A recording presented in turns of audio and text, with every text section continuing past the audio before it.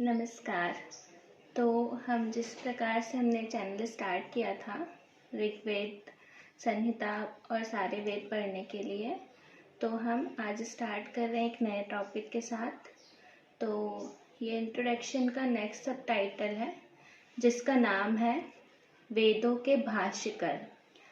इतिहास की पृष्ठों पर दृष्टि डालने पर भट्ट, भास्कर, मिश्र, भरत स्वामी, वेंकट माधव, उद्गीत, स्कंद स्वामी, नारायण, रावण, मुदगल, उवट, महीधर, सायण आदि अनेक भाष्यकारों के नाम देखने को मिलते हैं।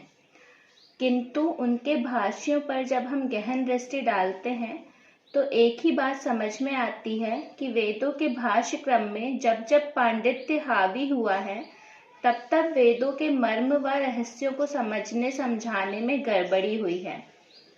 यास्क ने एक कोशकार के नाते जो वैदिक शब्दों के अर्थ दिए, वहां से लेकर सायण के समय तक अनेकानेक व्यक्तियों ने भाष्य के प्रयास अपने अपने ज्ञान एवं विवेक के आधार पर किए।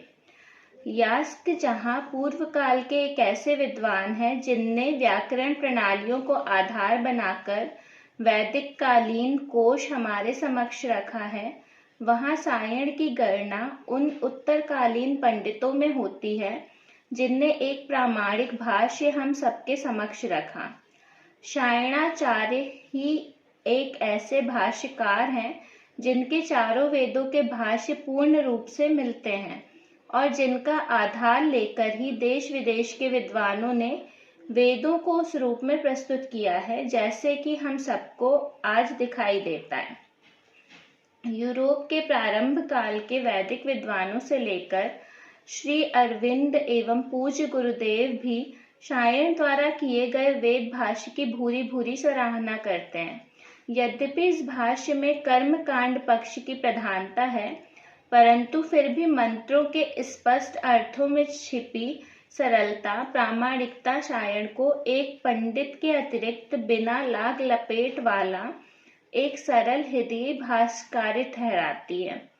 सायण की एक ही कमी रही कि उन्होंने कर्म कांड के साँचे के अंदर ही वेद भाष्य को ढाला और एक एक शब्द का अर्थ उसी परिप्रेक्ष्य में किया।